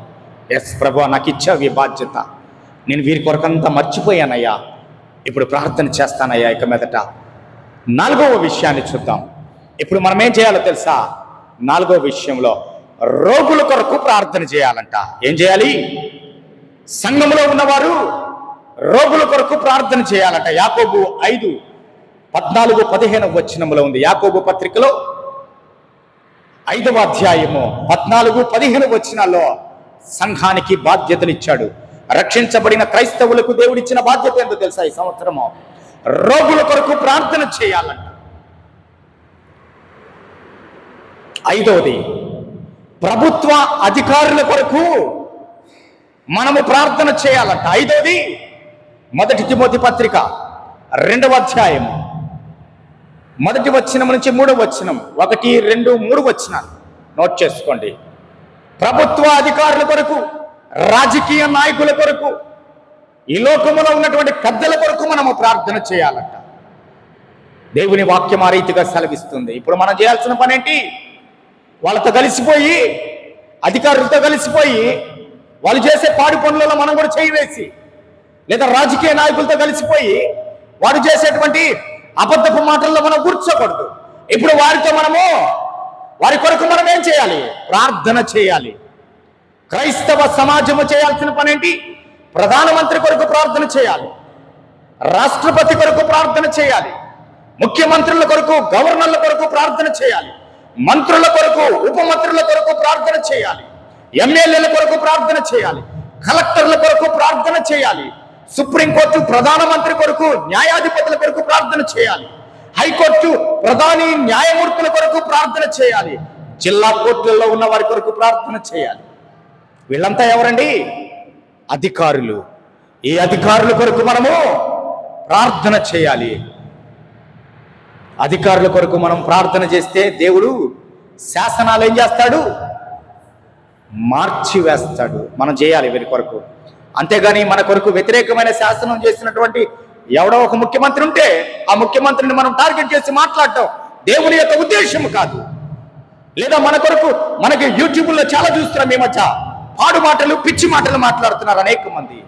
వారిని మనము ద్వేషించడము కాదు, వారిని మనం మరలా తిరిగి వేరే వీడియో ఒకటి చేసి కౌంటర్లు పెడుతున్నారు. మంచిదే, కౌంటర్లు పెడితే మంచిదే. వారిని దూషించడం మాత్రమే కాదు, వారి కొరకు ఏం చేయాలి? మనము ప్రార్థన చేయాలి. ప్రభా, తెలియక వాడు మిమ్మల్ని దూషిస్తున్నాడయ్యా, తెలియక మీ నామాన్ని అవమానకరంగా మాట్లాడుతున్నాడయ్యా, మీ ప్రేమ ఏంటో నేను రుచి చూశాను, మీ శక్తి ఏంటో నేను రుచి చూశాను, కాబట్టి వాడికి కూడా అట్టి ప్రేమను దయచేయ్యా, వాడికి కూడా అట్టి శక్తిని దయచేయ ప్రభా. మీ ప్రేమను దర్శించేటువంటి, మీ ప్రేమను పొందుకునేటువంటి జ్ఞానమును వాడికి దయచేయి. సంఘమంతా అపోస్తులుడైనటువంటి పౌలు కొరకు ప్రార్థన చేస్తే ఒక దుర్మార్గమైన జీవితంలో జీవిస్తున్నాడు అపోస్తులుడైన పౌలు. సౌలుగా ఉన్నాడు పౌలు, దుర్భరమైన జీవితం గడుపుతున్నాడు. ఎక్కడ క్రైస్తవులు కనబడితే వారిని చంపేస్తాడు, ఎక్కడ క్రైస్తవులు ప్రార్థన చేసుకుంటే రహస్యంగా తలుపులు పగలగొట్టి లోపలికి వచ్చి స్త్రీలని లేదు, పిల్లలని లేదు, వృద్ధులని లేదు, యవనస్తులని లేదు, అందరినీ కొట్టి పాడు చేసేవాడు. సంఘము ఏమని ప్రార్థన చేయడం మొదలుపెట్టింది? ఇప్పుడు ఎవరిని టార్గెట్ చేసింది? సంఘము సౌలుని టార్గెట్ చేసింది. ప్రభువా, మా ముందు పెద్ద టార్గెట్ ఉంది ప్రభా, మీ నామాన్ని పాడు చేయడానికి ప్రయత్నం చేస్తున్నాడు ఈ సౌలుకి రక్షణ దయచేవా. అక్కడ వారు ప్రార్థన చేస్తున్నాడు. సౌలు ఒక ఉద్దేశం ప్రకారంగా సౌలు కొంత సైన్యాన్ని వెంట పెట్టుకొని ఈ ప్రార్థన చేసే వారిని చంపాలని దమస్కుకు వచ్చాడు. దమస్కు దగ్గర దారిలో దేవుడు పట్టుకున్నాడు. ఎవరిని పట్టుకున్నాడండి? ఒక దుర్మార్గుడైన వ్యక్తిని, క్రైస్తవ సమాజాన్ని పాడు చేయాలన్న వ్యక్తిని, క్రైస్తవులను హింసించాలని టార్గెట్ చేసుకుని వస్తున్నటువంటి వ్యక్తితో దేవుడు మాట్లాడడం మొదలుపెట్టాడు. దేవుడు మాట్లాడగానే వెంటనే సౌలు ఏం చేశాడు? చంపడానికి ప్రయత్నం చేస్తున్న వ్యక్తి ఆయన సిలువ భారాన్ని భుజం మీద వేసుకొని చనిపోవడానికి కూడా, ఆయన నామము నిమిత్తము హింసించబడడానికి కూడా సిద్ధపడ్డాడు. శిరచ్ఛేదము చేయబడేంత వరకు కూడా ఆయన కొరకు చాలా గొప్ప పరిచర్య చేశాడు. ఈ ప్రార్థన చేసిన సంఘము గురించి వారి పేర్లు ఏమైనా రాయబడ్డాయా బైబిల్లో? రాయబడలా. ఈ ప్రార్థన చేసిన వారి పేర్లు ఎక్కడా లేవు.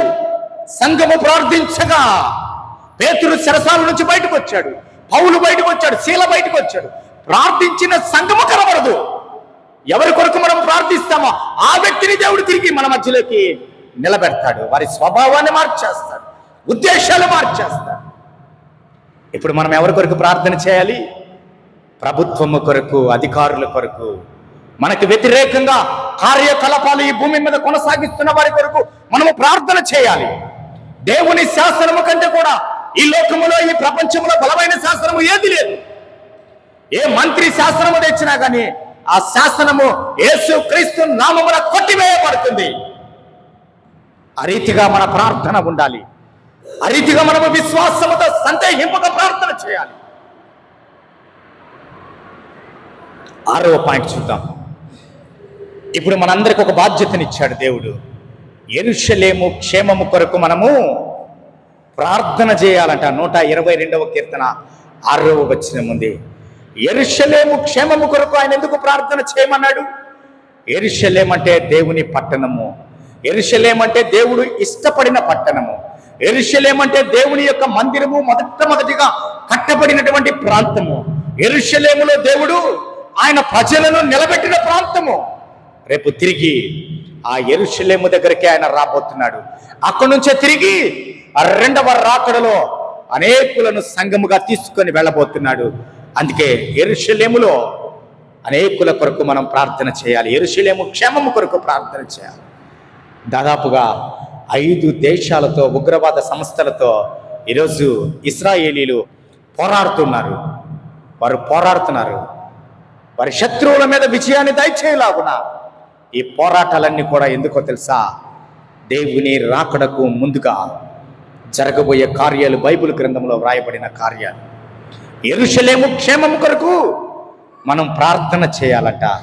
చాలా మంది అన్యులు ఆ యెరూషలేము, ఇశ్రాయేలు అనేది ఈ భూమి మీద లేకుండా చేస్తామని శపథం పూని ఉన్నారు. నేటి వరకు కూడా అలాగే మాట్లాడుతున్నారు. అందుకు మనము ప్రార్థన చేయాలి. యెరూషలేము కొరకు, దేవుని పట్టణము కొరకు, పరిశుద్ధ పట్టణము కొరకు, 12 కుమార పట్టణము కొరకు మనము ప్రార్థన చేయాలి. దేవుని ఇష్ట ప్రకారంగా ఆ ప్రాంతంలో మందిరము కట్టబడింది కాబట్టి యెరూషలేము క్షేమము కొరకు మనము ప్రార్థన చేయాలి. 7వది, మనుష్యులందరి కొరకు మనము ప్రార్థన చేయాలంట. ఇప్పుడు ఎవరి కొరకు చేయాలి? 1 తిమోతి పత్రిక 2వ అధ్యాయము 1వ వచనములో ఎవరి కొరకు ప్రార్థన చేయాలి? మనుష్యులందరి కొరకు ప్రార్థన చేయాలంట. అవిశ్వాసుల కొరకు ప్రార్థన చేయాలి, విశ్వాసుల కొరకు ప్రార్థన చేయాలి, ప్రభువుని ఎరగని వారి కొరకు ప్రార్థన చేయాలి. ఈ లోకములో జీవిస్తున్నటువంటి ప్రతి మనిషి కొరకు, వారి రక్షణ కొరకు మనము ప్రార్థన చేయాలంట. నామకార్థంగా జీవిస్తున్న క్రైస్తవ కుటుంబాల కొరకు మనము ప్రార్థన చేయాలి. ఆదివారం అంటే ఈరోజు చాలా మంది క్రైస్తవ కుటుంబాలు ఏమనుకుంటున్నాయో తెలుసా? ఆదివారం అంటే నామకార్థంగా ఆరాధనకి వెళ్ళాము, బైబిల్ పట్టుకున్నాం, కూర్చున్నాం. ఒక క్రమశిక్షణ లేని జీవితాన్ని జీవిస్తూ ఉన్నాం. మనకి ఆరాధన ఎన్ని గంటలకి? ఆరాధన ఎన్ని గంటలకి మనకి? కేవలము మీ గురించే 9:30కి చేశాం ఆరాధన. అరగంట ఆరాధన లేట్ చేశాం. 9:30కి ఆరాధన అంటే ఎన్ని గంటలకు వస్తుంది? మీరు వచ్చే వరకు మేము పాటలు పాడాలా ఇక్కడ కూర్చొని? అంటే మీరు వచ్చిన తర్వాతే మేము వాక్యం చెప్పాలా? అప్పటిదాకా మాకేం పనులు లేవా? మీకంటే ముందు తాళాలు చూసుకొని, తలుపులు తీసుకొని, ఎన్ని ఊడ్చేసి మైకులు పెట్టుకొని ఇంకా రాలేదే అని మీ కొరకు మేము 4 పాటలు, 5 పాటలు, 6 పాటలు, 7 పాటలు పాడి మీరు వచ్చిన తర్వాత వర్తమానం చెప్పాలా? రేపు ఆదివారం నుంచి సిస్టమ్ మారిపోబోతుంది. మీరు వచ్చినా రాకపోయినా కుర్చీలకి, టేబుల్కి, వీటికే చెప్తా వాక్యాన్ని నేను. ఎందుకో తెలుసా? ఎందుకు చెప్పండి? రేపటి రోజున అవి మన మీద సాక్ష్యం ఇస్తాయంట. నువ్వు చెప్పే అబద్ధాన్ని అదే అబద్ధమని కుర్చీలు సాక్ష్యం ఇస్తా. అవును ప్రభువా, 4-5 కుటుంబాలు ముందొస్తున్నారయ్యా, పాటలు పాడుతున్నారయ్యా, వీరైతే ఇంకా రావట్లేదు ప్రభువా. ఇప్పుడు కాదు, ఒక రోజు ఉంది, నువ్వు ఏ కుర్చీలో కూర్చుంటున్నావో ఆ కుర్చీ నీ మీద సాక్ష్యము పలకబోతుంది. జాగ్రత్త. నాకేం పని లేక మీకు నేను ఈ మాటలు పదే పదే చెప్పట్లేదు. మీరు హర్ట్ అయినా పర్వాలేదు, నా దేవుని నేను బాధ పెట్టకూడదు అంతే. క్రమశిక్షణ లేకుండా పోతే ఆయనకి ఇష్టలై ఉండుట అసాధ్యము. ఆయన రేపు ఏమంటాడో తెలుసా? అక్రమము చేయవాడా, నీలో క్రమము లేదు. 3 సంవత్సరాల నుంచి మీ సేవకుడు వచ్చి 9:30కి రండిరా బాబు అని పిలుస్తుంటే మీరు ఎన్ని గంటలకు వస్తున్నారు? పోరా, 10:30కి వస్తాం. ఏం చేసుకుంటావు చేసుకో, పోరా. ఎక్కువ మాట్లాడితే అసలు చర్చికే రాం 10:30కు కూడా. మమ్మల్నే మాట్లాడాడు పాస్టర్ గారు, మా కుటుంబాలనే మా పాస్టర్ గారు మాట్లాడాడే. నాకేమన్నా మీరంటే కక్ష? మీ పేర్లేంటో కూడా నాకు తెలియదు, మీ విధానాలేంటో కూడా నాకు తెలియదు, మీ బిడ్డలంటే నాకు కక్ష. నా దేవుడు మాట్లాడమంటున్నాడు కాబట్టి మాట్లాడుతున్నాను. 2025వ సంవత్సరం అన్నా మన జీవితాలు మార్చుకుందాం. దేవుని మాటలకు లోపడతాం, దేవుని వైపు తిరుగుదాం. ఆజ్ఞాతిక్రమమే పాపము. దేవుడు ఆజ్ఞాపిస్తున్నాడు, 9:30కి వచ్చి ఆరాధించు, 12:30కి ఇంటికి వెళ్ళు, సాయంత్రం దాకా ఏం చేస్తావో చేసుకోపో, ఎన్ని బిర్యానీలు వండుకుంటావో వండుకో, ఎంత మటన్ తింటావో తినో, కూర్చొని ముక్కుల్లో నుంచి చెవుల్లో నుంచి వచ్చేదాకా తింటా కూర్చో సాయంత్రం దాకా. నా దేవుణ్ణి ఆరాధించే సమయంలో వారానికి ఒక్కరోజు రమ్మంటే ఆ ఒక్కరోజు కూడా నీ పనులన్నీ చేసుకొని ఆరాధనకు వస్తావా? ఆ ఒక్కరోజు కూడా దేవుణ్ణి ఆరాధించడానికి వచ్చిన కానించి వాచి చూసుకుంటా కూర్చుంటావా? 12 అయిపోయింది, 1 గంట అయిపోయింది, పరిగెత్తాలా? ఓ పరిగెత్తు. రేపొద్దున పరిగెత్తే సమయం ఒకటి రాబోతుంది, జాగ్రత్త. రేపొద్దున ఆయన రాకడికి ముందు నువ్వు దాంకునే పరిస్థితులు కల్పించబోతున్నాడు, జాగ్రత్త. మందిరం ఉండదు, ఆరాధన ఉండదు, విడిచిపెట్టబడతావు, జాగ్రత్త.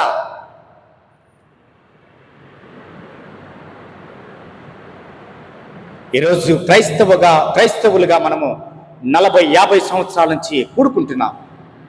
ఈ దేశంలో ఇంకా మనము మైనార్టీలమే. ఎందుకో తెలుసా? క్రైస్తవులంటే పండగలు ఆచరించేవారుగా ఉన్నారు. క్రైస్తవులంటే పండగలు ఆచరించేవారుగానే మిగిలిపోయాం. 31వ తేదీ రాత్రి, 1వ తేదీ రాత్రి అన్యులతో సహవాసం.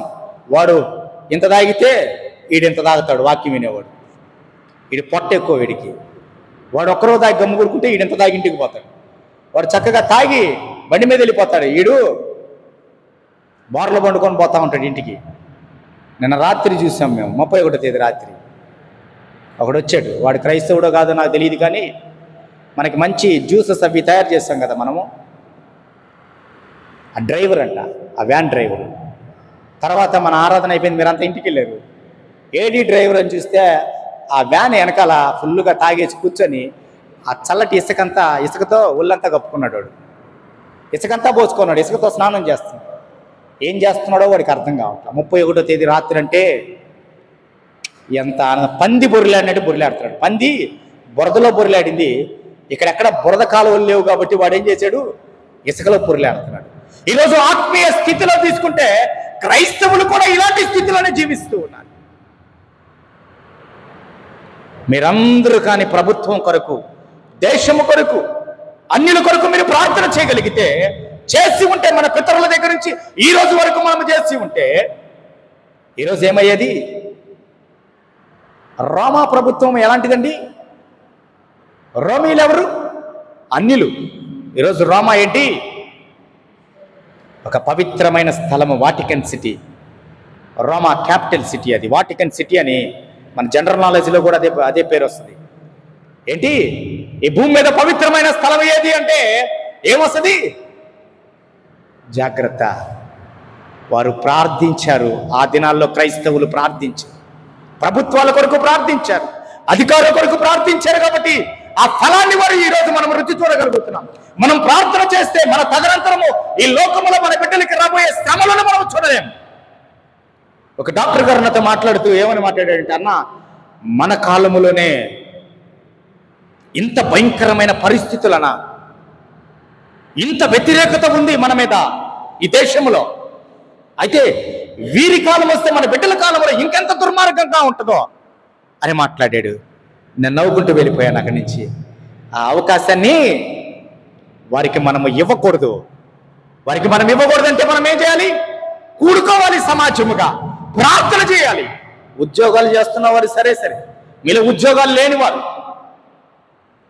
ఎంతమంది ఉన్నారు? మీరు కూర్చొని ప్రార్థన చేయండి. ఏం పని ఉంది మీకు ఇంట్లో? పిల్లల్ని స్కూల్కి పంపించారు, కూర్చోండి మీ ఇళ్లలో. లేదా వారానికి ఒకసారి, 2 సార్లు మనమందరం మందిరంలో కూర్చుందాం, రండి, ప్రార్థన చేద్దాం, రండి. ఇక్కడి నుంచే ఉజ్జీవము, ఈ సంవత్సరము మన మందిరము నుంచే ఈ ప్రాంతం అంతా కూడా ఉజ్జీవ జ్వాల రగరాల్చింది. దానికి మనమే కేంద్ర బిందువు అవ్వాలి. ఎవరో వస్తాడు ఏదో చేస్తాడు కాదు, దేవుడు నీకు ఇచ్చాడు అవకాశాన్ని. యునైటెడ్ క్రిస్టియన్ ఫెలోషిప్ ఏపీ జనుకోలో ఉన్నటువంటి నేలటూరు సంఘము, అక్కడ ఉజ్జీవ జ్వాల రగిలితే ముత్తుకూరు చుట్టుపక్కల ప్రాంతము మొత్తం దహించబడాలి. అది నీతోనే ప్రారంభం అవ్వాలి. నూతన సంవత్సరములో మనుషులందరి కొరకు మనము ప్రార్థన చేయాలంట. చివరిగా చాలా కష్టమైనటువంటి ప్రార్థన మనం చేయబోతున్నాం. ఏంటో తెలుసా? మత్తయి సువార్త 5:44లో రాయబడింది మాట ఇది. ఏంటి ఆ మాట అంటే, శత్రువుల కొరకు ప్రార్థన చేయాలంట. ఇది చాలా కష్టమైన పని కదా మనకి. ఎంత కష్టమైన పనో ఇది. మన ఇంట్లోనే భార్యాభర్తలు గొడవ పడితేనే భర్త గురించి ప్రార్థన చేయం, భార్య గురించి ప్రార్థన చేయం. ఇంకా శత్రువు గురించి మనం ఏం ప్రార్థన చేస్తాం? శత్రువు అంటే ఎవడండి? క్రైస్తవుడికి ఎవరు శత్రువు ఉండకూడదు. మన శత్రువు ఎవరు అంటే క్రీస్తుకు శత్రువు అపవాది మాత్రమే.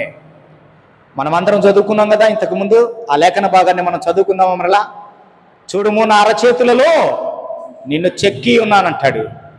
ఆయన ఏం చేశాడు? దేవుడు ఆయన స్వరూపములో మనల్ని చేశాడంట.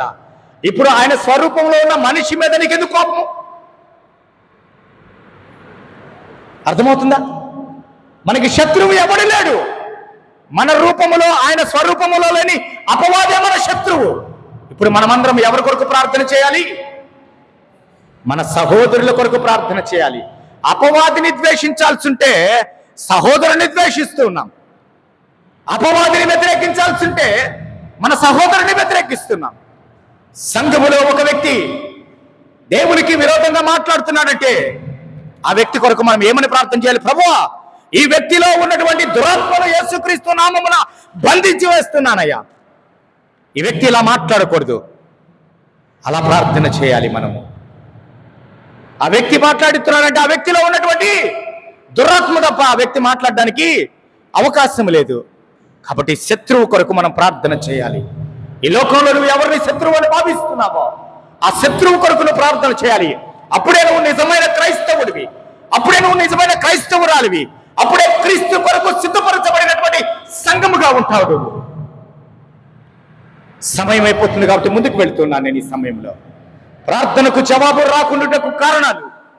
మూడవది, మనం ప్రార్థన చేస్తున్నాం, మన ప్రార్థనకు జవాబు రావట్లా. మనం అడుగుతున్నాం దేవుణ్ణి, మనకి ఆన్సర్ రావట్లేదు దేవుడి సన్నిధిలో. ఎక్కడుంది లోపము? దేవుడిలో ఉందా, మనలో ఉందా, మనం చేసే ప్రార్థనలో ఉందా లోపము? మనం ఎలా ప్రార్థన చేస్తున్నామో తెలుసా? మన ప్రార్థనకు జవాబు రాకుండాకు కారణం ఏంటో తెలుసా? హృదయములో పాపము ఉంచుకొని మనము ప్రార్థన చేస్తూ ఉన్నాం. హృదయములో పాపము ఉంచుకొని మనము ప్రార్థన చేస్తూ ఉన్నాం. జ్ఞాపకం చేస్తున్నాను ప్రియమైన వాళ్ళరా, హృదయములో పాపం ఉంచుకొని మనము ప్రార్థన చేస్తే ఆ ప్రార్థన దేవునికి ఇష్టకరమైన ప్రార్థనగా ఉండదు అని దేవుని లేఖన భాగం మనకి తెలియపరుస్తూ ఉంది. హృదయములో పాపము లేకుండా మనము ప్రార్థన చేయాలంట. హృదయములో ప్రార్థన లేకుండా మనము ప్రార్థనలో గడపాలంట. హృదయములో పాపము లేకుండా, దేవునికి విరోధమైన ఆలోచనలు లేకుండా మనము ప్రార్థనలో ఉండాలంట. మన ప్రార్థనలో ఏముండాలి? పవిత్రత ఉండాలి. హృదయములో పాపము మనము లక్ష్యము చేసిన ఎడల మన ప్రార్థన అంగీకరించబడదని కీర్తనకారుడు మాట్లాడుతున్నాడు. 66:18 వచనం. కీర్తనల గ్రంథము 66:18 వచనం. త్వరగా వెళ్తున్నాను నేను. మన హృదయములో పాపము లక్ష్యము చేసిన ఎడల, అంటే పాపాన్ని మనం ఉంచుకొని మన హృదయములో ప్రార్థన చేస్తే మన జీవితంలో మనము చేసిన ఏది కూడా నెరవేరదు. రెండవ పాయింట్, వేషధారణతో కూడిన ప్రార్థన. వేషధారణ ప్రార్థన చేస్తాం మనము. మత్తయి సువార్త 6:5 వచనము. ఎలాంటిది? సుంకరి ప్రార్థన, పరిసయ్యుని ప్రార్థన విన్నాం కదా. చాలా మంది ఏం చేస్తారు? వేషధారణ ప్రార్థన చేస్తారు. సంఘములో ఏమో అయ్యా ప్రభువా దేవా అని ప్రార్థన చేస్తారు. ఇంటికి వెళ్తే ఒకటే గొడవలు పెట్టుకుంటూ ఉంటారు. నీ ప్రార్థన ఎలా ఉండాలి? వేషధారణ ప్రార్థనలు కొడు. నీ ప్రార్థన పరిశుద్ధంగా ఉండాలి. నీ ప్రార్థన దేవునికే వినపడాలి. చాలా మంది ఏం చేస్తారో తెలుసా? రాగానే చర్చిలోకి రాగానే అలాగే బయట నిలబడిపోయి ప్రార్థనలు చేస్తూ ఉంటారు. ఏందో వీళ్ళు ఎప్పుడు ప్రార్థన చేసేవారు నాకు. ప్రార్థన ఎలా చేయాలి? మత్తయి సువార్త మనం చదువుకున్న అధ్యాయంలో ఉంది. రహస్యమందు చూచుచున్నా నీ తండ్రికి వినపడాలి. వీధుల్లో నిలబడి, స్ట్రీట్ లైట్ కింద నిలబడి గట్టి గట్టిగా కేకలు వేస్తూ గట్టి గట్టిగా ప్రార్థనలు చేస్తారు. చర్చి గుమ్మాలు పట్టుకొని ప్రార్థనలు చేస్తుంటారు. ఒకవేళ మీకు అటువంటి అవకాశం లేకపోతే ప్రార్థన చేస్తే ఒకవేళ దేవుడు ఆలకిస్తాడు. మీకు అవకాశం ఉండి కూడా వేషధారణతో కూడిన ప్రార్థన, ప్రభువా వాడికంటే కూడా నేను ఎక్కువసేపు ప్రార్థన చేయగలను, వాడికంటే కూడా నేను మంచి మంచి వచనాలు వల్లించి రెఫరెన్స్లు చెప్పి ప్రార్థన చేయగలను, అది వేషధారణ ప్రార్థన. నువ్వు ప్రార్థన చేసేటప్పుడు ఎలా ఉండాలి? మత్తయి సువార్త 6:5 వచనంలో నీ ప్రార్థన నీకు నీ దేవునికి మధ్యలోనే ఉండాలి. కార్యం వచ్చేటప్పటికే లోకంలో జరగాలి. ఆ ప్రార్థన ఫలితము నీ కుటుంబం మీద ఉండాలి. ఆ ప్రార్థన ఫలితము నీ యొక్క సంఘం మీద ఉండాలి.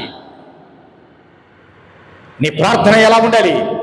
వేషధారణతో కూడి ఉన్న ప్రార్థనగా ఉండకూడదంట. మూడవది, భోగముల నిమిత్తం అంట, దురుద్దేశముతో ప్రార్థన చేస్తామంట. నాకు ఇది కావాలి, కేజీ బంగారం కావాలి ప్రభా నాకు, లేకపోతే ఏముండదు మన దగ్గర. దేవుడు మనకి ఇది ఇచ్చాడు, దీంతో మనం తృప్తిపడం. నేను గోల్డ్ షాపే పెట్టాలి ప్రభా, నేను ఏకంగా చాలా ఆదాయం. ఏంటి ఏం చేయాలి మనము? భోగముల నిమిత్తము, ఈ లోక భోగముల నిమిత్తము, ఈ లోక భోగముల నిమిత్తము దురుద్దేశముతో మనము ప్రార్థన చేస్తున్నామంట. ఒక ఉద్దేశముతో ప్రార్థన చేయాలి, కానీ దురుద్దేశముతో మనం ప్రార్థన చేయకూడదు. ఈ లోకంలో నాకు అది కావాలి, ఇది కావాలా, ఇక్కడ ఉండాలి, నేను ఆ స్థితిలో ఉండాలి, నేను ఆ స్థితిలోకి వెళ్ళిపోవాలి. నిన్ను ఏ స్థితిలో పెట్టాలో దేవునికి తెలుసు. నువ్వేం ప్రార్థన చేయాలి? పరలోకమందు మీ ఉద్దేశం ఏంటో భూమి మీద దాన్ని నెరవేర్చు ప్రభువా. నా చిత్తము కాదు, మీ చిత్తమేంటో పరలోకములో అది ఈ భూమి మీద నా జీవితంలో నెరవేర్తించమని మనం ప్రార్థన చేయాలంట. యాకోబు పత్రిక 1:5-6 వచనాలు ఈ మాట రాయబడి ఉన్నది. నాలుగవది, కుటుంబ సమస్యల నిమిత్తము ప్రార్థన చేయాలంట. కుటుంబ సమస్యల నిమిత్తము 1 పేతురు 3:7 వచనం. కుటుంబ సమస్యల నిమిత్తము ప్రార్థన చేయాలంట. 1 పేతురు 3:7 వచనము. ఎవరన్నా మీకు వచ్చి నా కుటుంబంలో ఇలా జరుగుతుంది, నా భర్త ఇలా మాట్లాడుతున్నాడు, లేదా నా భార్య ఇలా ప్రవర్తిస్తుంది, నా బిడ్డలు ఇలా పాడైపోయారు, లేదా మా తల్లిదండ్రులు ఇలా ఉన్నారు అని చెప్పినప్పుడు ఒక అవకాశం చూస్తాం మనం. అవకాశంలో వాడేదైనా సంఘములో ఒకవేళ ఏదైనా మాట్లాడాడు అనుకో, నువ్వు కూర్చోరా, నీ భార్య సరిగ్గా లేదు, నీ భర్తే సరిగ్గా లేడు, నీ బిడ్డలే సరిగ్గా లేడు, నువ్వేది మాట్లాడికి అయి కాదంట మనం మాట్లాడాల్సింది. ఆ కుటుంబ సమస్యల కొరకు, అయ్యా ఆ సహోదరి ఈ పరిస్థితుల్లోకి వెళ్ళిపోయింది ప్రభా, ఆ సహోదరుడు పాడైపోయాడయ్యా, ఆ బిడ్డలు పాడైపోయారయ్యా, ఆ తల్లిదండ్రులు మాట వినట్లేదయ్యా, ఆ బిడ్డలు మాట వినట్లేదు ప్రభా, ఆ కుటుంబము చిన్న భిన్నం అయిపోయింది ప్రభా. నేటి దినాల్లో క్రైస్తవ కుటుంబాలు ఎన్ని కోర్టుల చుట్టూ, పోలీస్ స్టేషన్ల చుట్టూ తిరుగుతున్నాయో తెలుసా? నేటి దినాల్లో క్రైస్తవ కుటుంబాలు ఎన్ని కోర్టు చుట్టూ కూర్చొని నిలబడినా తెలుసా మీకు? దానికి ఎవరు? సంఘము సమాధానం చెప్పాలి, సేవకుడు సమాధానం చెప్పాలి. కుటుంబ సమస్యల కొరకు మనం ప్రార్థన చేయాలంట. ఏ కుటుంబము కూడా సమస్యల్లో ఉండకూడదు ప్రభువా, కనికరించయ్యా, ప్రార్థన చేయాలి. 5వది అతిశయముతో ప్రార్థించుట. అతిశయముతో మనం ప్రార్థన చేయకూడదంట. అతిశయముతో లూకా సువార్త 18వ అధ్యాయము 11, 12 వచనాల్లో ఈ మాట వ్రాయబడి ఉన్నది. అతిశయముతో మనము ప్రార్థన చేయకూడదంట. ఇంకా ఇది విశ్లేషిస్తే ఇంకొక గంట సేపు మాట్లాడాలి, నేను దాన్ని కట్ చేస్తూ ఉన్నాను. అతిశయముతో ప్రార్థన చేయకూడదంట. అతిశయం అంటే ఏంటో తెలుసా? ఏంటి అతిశయం అంటే? నాకంతా తెలుసులే, నేను వారికంటే ఎక్కువసేపు ప్రార్థన చేస్తాను, నేను ప్రార్థన చేశానంటే చాలా వచనాలు వల్లిస్తాను. అతిశయం. మనం అతిశయముతో ప్రార్థన చేయకూడదంట. తగ్గించుకొని సుంకరి వలె ప్రార్థన చేయాలంట. 6వ పాయింట్ చూద్దాం. వాక్యానికి లోబడకుండా ప్రార్థించుట. ఏంటి? వాక్యముకి లోబడకుండా. ఇప్పుడు చెప్పాను నేను అదే మాట. క్రమశిక్షణ కలిగి దేవుని ఆరాధనకి రమ్మంటే రాకుండా మీరందరూ కూడా వాక్యానికి వ్యతిరేకంగా లోబడకుండా మీరు ప్రార్థన చేస్తే ఆ ప్రార్థన చారదు. 9:30కి ఆరాధన అంటే 10:30కి వచ్చి ప్రార్థన చేస్తే నువ్వు దేవుణ్ణి ఎలా ప్రక్కన పెట్టావో దేవుడు కూడా నీ ప్రార్థన తీసి అలా ప్రక్కన పెడతాడు. గుర్తుపెట్టుకోండి, వాక్యానికి లోబడకుండా ప్రార్థన చేసావనుకో ఆ ప్రార్థన అంగీకరించబడదు, ఆ ప్రార్థనకు జవాబు రాదు. నువ్వు వాక్యం చదువుతున్నప్పుడు వాక్యానికి లోబడాలి, వాక్యానికి లోబడుతూ ప్రార్థన చేయాలి. 7వది సహోదరుల అపరాధములను క్షమించకుండా. మత్తయి సువార్త 5వ అధ్యాయము 23వ వచనము, 6వ అధ్యాయము 12వ వచనము. సహోదరుల అపరాధములను క్షమించకుండా, సహోదరుల అపరాధములు క్షమించకుండా. జ్ఞాపకం చేస్తున్నాను ప్రియమైన వారులారా, మన ప్రార్థనకు జవాబు రాలేదు అంటే ఇందులో 7 విషయాలు మనం తెలుసుకున్నాం. 7 విషయాలు మనం తెలుసుకున్నాం. ఇవి కానీ మన జీవితంలో ఉంటే మన ప్రార్థనకు జవాబు ఎప్పటికీ రాదు. నేను అనేక సార్లు ప్రార్థన చేస్తున్నాను బ్రదర్, దేవుడు నా ప్రార్థనకు జవాబు ఇవ్వట్లేదు అనంటే నీలో లోపం ఉంది, నీ ప్రార్థనలో లోపం ఉంది, నీ జీవితంలో లోపం ఉంది, నీ హృదయంలో లోపం ఉంది. పాపము నీ హృదయంలో పెట్టుకొని, నీ జీవితంలో లోపం పెట్టుకొని దేవుని మాటకు వాక్యానికి విధేయత చూపించకుండా నువ్వు ప్రార్థన చేస్తే నీ ప్రార్థన దేవుడు ఎందుకు తీసుకుంటాడు? నువ్వు లోపడకుండా దేవుడికి నువ్వు విజ్ఞాపన చేస్తే దేవుడు నిన్నెందుకు ఆశీర్వాదిస్తాడు? మన ప్రార్థనకు జవాబు రాలేదంటే దానికి అర్థము ఈ 7 వచనాలు లేదా ఈ 7 మాటలు మన జీవితాల్లో ఉన్నాయేమో ఒకసారి పరిశీలన చేసుకుందాం ప్రియమైన వారులారా. ఇందాక నేను ఒక మాట మీకు తెలియపరచు, ఒక నలుగురు గురించి మీకు నేను, నలుగురు గుంపులు లేదా నలుగురు వ్యక్తుల గురించి నేను మీకు తెలియపరచబోతున్నాను. వారు చాలా డిఫరెంట్గా ప్రార్థన చేశారంట. వారు ఆ నలుగురు వ్యక్తుల్లో యోనా కాలంలో ఒక వ్యక్తులు కనబడతారు. వాళ్ళు ఎవరంటే అన్యులంట. యోనా గ్రంథము 1వ అధ్యాయం 14వ వచనంలో చూస్తే ఓడ నావికులు ఉన్నారు కదా, తుఫాన్ రేగింది. వారు ఏం చేశారు? యోనాను అడిగారు, ఓ ఈ నిద్రపోతలే, ఇంత భయంకరమైన పరిస్థితులలో మేము చచ్చిపోయేటట్టున్నామని ఏడుస్తూ భయపడుతూ మా భార్య, మా బిడ్డలు, మా కుటుంబాలు గుర్తొచ్చాయి. ఇప్పుడు అందరూ సముద్రంలో మునిగిపోబోతున్నాం, నీ వల్ల ప్రాబ్లం వచ్చినా ఏంటి, లే అని లేపితే ఆయన అన్నాడు, నిజమే, భూమికి ఆకాశానికి సృష్టికర్త అయినటువంటి నా దేవుడు నాకు ఒక మాట చెప్తే ఆ మాటను చెప్పమంటే నేను వ్యతిరేకించి పారిపోతున్నాను. ఈ తుఫాను, ఈ సముద్రం మీద ఇలాంటి ఉప్పెన ఎందుకు వచ్చిందంటే నేను నా దేవుని మాట వినలేదు కాబట్టి. మన కుటుంబాల్లో కూడా ఇటువంటి అలజడులు వచ్చాయంటే మనము దేవుని మాటను ఎక్కడో మిస్ చేస్తున్నాం. వెంటనే ఒప్పుకున్నాడు, అవునా నీ దేవుడు అంత గొప్పవాడా? అన్యులైన ఓడ నావికులు ఏం చేశారు? యెహోవా నామమున ప్రార్థన చేయడం మొదలు పెట్టారంట. ఆయన శక్తి అక్కడే, ఆయన సువార్త తిరిగి మరలా అక్కడే ప్రారంభించబడింది. అన్యులు ప్రార్థన చేశారంట. అయ్యా యెహోవా ఇంత గొప్ప దేవుడు అని మాకు తెలియదయ్యా, ఇదిగో ఈ నిర్దోషిని సముద్రంలో వేయమని అడుగుతున్నాడయ్యా, ఆ శాపము ఆ పాపము మా మీదకి రాకుండా సహాయము చేయమని అడిగారంట ఓడ నావికులు. ఆ రెండవది ప్రకటన గ్రంథము, ఈ మాట చదువుదాం. ప్రకటన గ్రంథము 6వ అధ్యాయం చూద్దాం. ముగించబోతున్నా నేను. ప్రకటన గ్రంథము 6వ అధ్యాయము 10వ వచనాన్ని చూద్దామ్మా. వారు నాదా సత్యస్వరూపి పరిశుద్ధుడా, ఎందాక తీర్పు తీర్చకయు మా రక్తము నిమిత్తము భూనివాసులకు ప్రతిదండన చేయకయు ఉందని బిగ్గరగా కేకలు వేస్తూ ప్రార్థన చేస్తున్నారట వీళ్ళు. ఎవరండి వీళ్ళు? ఈ లోకములో వధించబడిన వారు, ఈ లోకములో ఆయన రాజ్య స్థాపన కొరకు వారి యొక్క ప్రాణాలు అర్పించబడిన వారు, వారి జీవితాల మధ్యలోనే ముగించుకున్న వారు. వారు ఏమని ప్రార్థన చేస్తున్నారు? చాలా డిఫరెంట్ గా ప్రార్థన చేస్తున్నారు. అయ్యా నువ్వు ఎప్పుడు వస్తావు? మమ్మల్ని చంపేశారు కదా 30 సంవత్సరాల వయసు అప్పుడే. నా భార్య నా బిడ్డలతో పాటు మీ సువార్తను ప్రకటించి వచ్చి నేను వ్యాన్లో పడుకుంటే నా బిడ్డల్ని, నన్ను, నా భార్యని అందరూ కాల్ చేశారు కదా ప్రభువా. ఈ భూలోకములో ఉన్నటువంటి ఈ కఠినాత్మలకు నువ్వు ఎప్పుడు తీర్పు తీరుస్తావు? ప్రార్థన చేస్తున్నారంట. వారు ప్రార్థన చేస్తున్నారంట. మా నిమిత్తము ప్రతిదండల కొరకు మేము ఎదురు చూస్తున్నామయ్యా. నిన్ను ముట్టినవాడు నా కనుపాపను ముట్టినవాడని నువ్వు సెలవిచ్చావు కదా. మమ్మల్ని ముట్టడం ఏందయ్యా? మృతులను చేసేసారయ్యా. మేము మా జీవితాన్ని మీ కొరకు సమర్పించి ఉంటే, నా కుటుంబం నా బిడ్డల్ని విడిచిపెట్టి మీ కొరకు నేను పరిచయం చేస్తుంటే నన్ను చంపేశారు అర్ధాంతరంగా. మీ నిమిత్తము నిందలు పడ్డాను కదా, వారిని ఎప్పుడు శిక్షిస్తావు అని అడుగుతున్నాడంట. 3వ గుంపు చూద్దాం. వారు ఎలాంటి వారు? ప్రకటన గ్రంథం 15-17 వరకు చూద్దాం. 6వ అధ్యాయం అదే 15వ వచనం చదువు. భూరాజులను, గనులను, సహస్రాధిపతులను, ధనికులను, బలిష్ఠులను, ప్రతి దాసుడును, ప్రతి స్వతంత్రుడును కొండ గుహలలోను బండ సందులలోను దాగుకొని ఆసీనుడై ఉన్న వాని యొక్కయు గొర్రె పిల్ల యొక్కయు ఉగ్రత మహాదినము వచ్చెను. దానికి తాళా జాల కలిగిన వాడు ఎవడు? మీరు మా మీద పడుడి అని ఆయన సన్నిధిని గొర్రె పిల్ల ఉగ్రతకును మమ్మను మరుగు చేయుడని పర్వతములతోనూ బండలతోనూ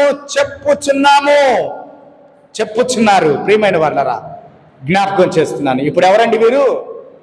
మహాశ్రమల దినాల్లో ప్రార్థన చేస్తున్నారు. లక్ష్యము చేయలేదు.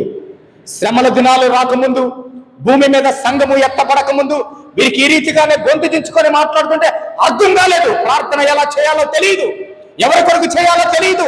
ప్రార్థనకి జవాబు రావట్లేదంటే ఎక్కడ ఈ ప్రాబ్లం ఉంది, నాది రెక్టిఫై చేసుకుందాం ఈ సంవత్సరం అన్నా అనే ఆలోచన లేకుండా, సంఘము ఎత్తబడిన తర్వాత, విడిచిపెట్టబడిన తర్వాత, ఆ మహాదినము, దేవుని ఉగ్రత దినము, మేము ఎక్కడికి వెళ్ళాలి? మమ్మల్ని ఏడు దాచిపెడతాయి. కొండల్లో దాక్కోవాలా?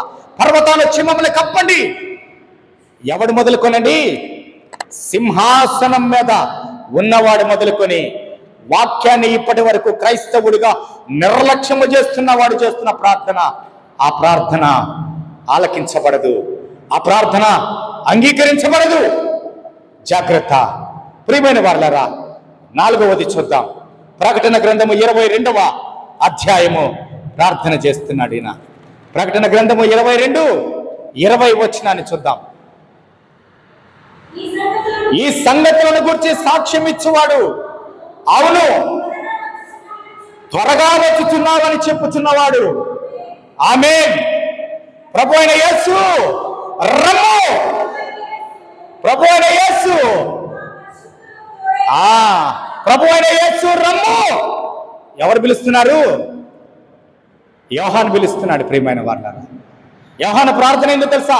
నేను సిద్ధపడిపోయాను, నేను ఎలా ప్రార్థన చేయాలో నేర్చుకున్నాను, ఎవరి కొరకు ప్రార్థన చేయాలో నేర్చుకున్నాను, నా ప్రార్థనకు జవాబు వస్తుందని నేను తెలుసుకున్నాను కాబట్టి ఇప్పుడు నేను సిద్ధంగా ఉన్నాను. ప్రభు అయిన యేసు రమ్ము అని పిలుస్తున్నాడు. నేటి దినాల్లో క్రైస్తవులు కూడా ఈ ప్రార్థన చేయాలి యోహాను వలె. అయ్యా నువ్వెప్పుడు వస్తావయ్యా, నువ్వెప్పుడు వస్తావయ్యా అంటే మనలో సిద్ధపాటు ఉంటేనే ఈ ప్రార్థన మనం చేయగలం. ప్రార్థనలో మనకి సిద్ధపాటు ఉంటేనే ఈ ప్రార్థన మనము చేయగలం. మనము ప్రార్థనలో సిద్ధపాటు లేకపోతే ఈ ప్రార్థన చేయలేం. ప్రభు ఎందుకు ఆగాడు తెలుసా? భూనివాసుల నిమిత్తము, మా నిమిత్తము ఈ భూనివాసులకు ప్రతిదండన చేయమంటే ఎందుకు ఆగాడు తెలుసా? ఇంకా మనకి సమయం ఇవ్వడానికి, ఇంకా మన ప్రార్థనను ఆయన అర్థం చేసుకోవడానికి, ఇంకా నువ్వు ఎలా ప్రార్థన చేయాలో నేర్పడానికి, ఎవరి కొరకు ప్రార్థన చేయాలో నేర్పడానికి, ఎంత సమయమో ఆయనతో గడపాలో నేర్పడానికి దేవుడు నీకు సమయం ఇచ్చాడు. ఒకళ్ళేమో ప్రతిదండన కొరకు ప్రార్థన చేస్తున్నారు, ఇంకొకళ్ళేమో సిద్ధపడిపోయే రమ్మని ప్రార్థన చేస్తున్నాడు. కానీ ఆయన రావట్లేదు. కారణం ఏంటో తెలుసా? సిద్ధపాటు లేని వారు ఈ లోకంలో అన్యుల గురించి విడిచిపెట్టండి, వాక్యం వింటున్న క్రైస్తవులకే సిద్ధపాటు లేదు. మొదటి ఆదివారం మన సంఘములో నేను లెక్క పెడితే దాదాపుగా 30 కుటుంబాలు వస్తున్నాయి. 30 కుటుంబాల్లో ఎంతమంది వచ్చాం? ఏంటి మన సిద్ధపాటు? ఈరోజు దేవుడు మనతో మాట్లాడుతున్నాడు. మనం ప్రార్థన చేస్తే ఆలకిస్తాడా? ఆయన మాట్లాడేటప్పుడు విననప్పుడు నువ్వు, ఆయన మాట్లాడుతూ ఉంటే నువ్వు ఆలకించలేదు, నువ్వు ప్రార్థన చేస్తే ఎందుకు ఆలకిస్తాడా? ఆయన జ్ఞాపకం చేస్తున్నాను ప్రియమైన వారలారా, ఈరోజు దేవుడు మనతో మాట్లాడిన ఈ మాటలను బట్టి దేవునికి మనము స్తుతి చెప్దాం. ప్రార్థన ఎలా చేయాలో నేర్చుకున్నాం. ఎవరి కొరకు చేయాలో నేర్చుకున్నాం. మన ప్రార్థనకు జవాబు ఎందుకు రావట్లేదో నేర్చుకున్నాం. ఈరోజు మనలో ఒకవేళ అటువంటి లోపాలు ఉంటే, ఒకవేళ ఈరోజు మన ప్రార్థనకు జవాబు రావట్లేదంటే మన ప్రార్థన చేయడం తెలియట్లేదు. ఎవరి కొరకు చేయాలో కూడా అర్థం కాని స్థితిలో మనం ఉన్నామేమో. సరి చేసుకుందాం. ప్రార్థనే మనల్ని సరిచేయగలదు, దేవుడే మనల్ని సరిచేయగలడు. ఇదే మన దేవుని సన్నిధిలో కూర్చున్నాం మనము. ప్రభువా నేను తెలుసుకున్నానయ్యా, ఇంకా మిమ్మల్ని విడిచిపెట్టను, ఒక మంచి తీర్మానం తీసుకుందాం. అట్టి కృప దేవుడు మనకి దయచేయను గాక. ప్రార్థన చేసుకుందాం. మా ప్రియుడా, మీరు మాట్లాడారయ్యా, మీకు వందనాలయ్యా. ఇప్పటి వరకు మాకు ప్రార్థన అంటే ఏందో కూడా తెలియలేదేమో నాయన. పరిశుద్ధుడా, మీరు మాట్లాడారు దేవా, మీకు వందనాలయ్యా. మేము ఎలా ప్రార్థన చేయాలో నేర్చుకున్నాం, ఎవరి కొరకు ప్రార్థన చేయాలో నేర్చుకున్నాం అయ్యా. మా ప్రార్థనకు సమాధానము ఎందుకు మీరు ఇవ్వట్లేదో అయ్యా మేము తెలుసుకున్నాం ప్రభా. ఇప్పటి నుంచి నాయన ఒక మంచి నిర్ణయానికి మేము వస్తున్నాం ప్రభా. వాటిని మేము కనిపెట్టుకొని దేవా, మా ప్రార్థన మీ సన్నిధికి చేరు వరకు దేవా మమ్మల్ని మేము శుద్ధి చేసుకొని మీ సన్నిధిలో కనిపెట్టే వారముగా ఉండడానికి కృప చూపించమని, విత్తబడిన వాక్యము దేవా నాయన మాలో ఫలించి అభివృద్ధి చెందడానికి సహాయమును దయచేయమని ప్రతి హృదయముతో మీరు మాట్లాడండి. వాళ్ళ కార్యక్రమంలో చేయవేస్తున్నాం దేవా, మమ్మల్ని మీరు ఆశీర్వాదించమని, ఈ వర్తమానము ద్వారా మమ్మల్ని మీరు బలపరిచినందుకు మీకే వందనాలు స్తుతులు చెల్లిస్తూ యేసుక్రీస్తు వారి పేరిట అడిగి వేడుకుంటున్నాను తండ్రి, ఆమేన్. వాళ్ళ కొరకు సిద్ధపడదాం. ఈ సమయంలో పాట పాడుతూ ఉండగా మనం అందరం కూడా వాళ్ళకి సిద్ధపడదాం.